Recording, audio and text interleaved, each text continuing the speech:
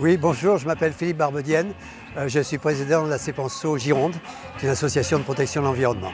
En quoi la CEPANSO est-elle impactée par le projet de la LGV? Elle est impactée dans la mesure où ça impacte carrément les choses qui sont dans son objet. Ça impacte la biodiversité, ça artificialise les milieux naturels et ça émet des gaz à effet de serre. Enfin, c'est un projet qui n'a que des inconvénients vis-à-vis de l'environnement.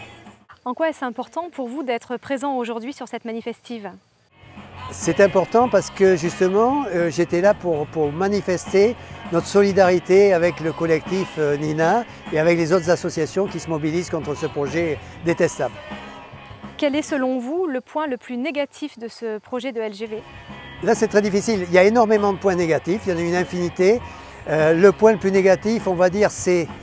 Je ne peux pas en trouver qu'un. Il y a déjà l'artificialisation des milieux naturels qui est scandaleuse, la perte de biodiversité. À l'heure actuelle, c'est un des gros problèmes de notre société, c'est la disparition de la biodiversité. Là, on va l'accélérer, on va l'aggraver.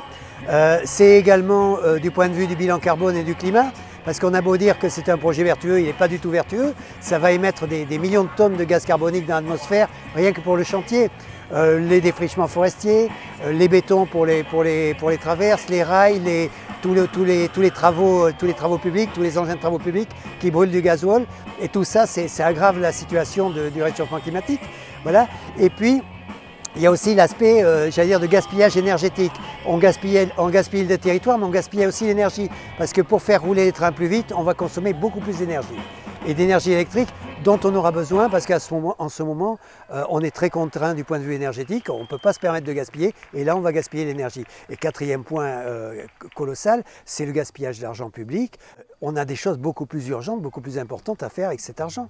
Voilà, donc il y a énormément d'aspects négatifs et je ne trouve aucun aspect positif. Voilà. Si le gouvernement persiste dans ce projet, quel est le message que vous aurez à lui faire passer ? Le message qu'on souhaite lui faire passer, c'est que c'est de la folie et plus on va communiquer là-dessus, plus la population sera consciente que le gouvernement est en train de les emmener dans une impasse et je pense qu'il va vraiment ternir son image. Il serait temps de redresser la barre et de reprendre des positions dans l'intérêt de la collectivité, dans l'intérêt de tous. Ce n'est pas un projet d'intérêt général et la population commence à s'en rendre compte et quand beaucoup de gens s'en seront rendus compte, le gouvernement aura vraiment une image déplorable dans la population. J'espère bien que ça ne se fera jamais et qu'on gagnera. Voilà.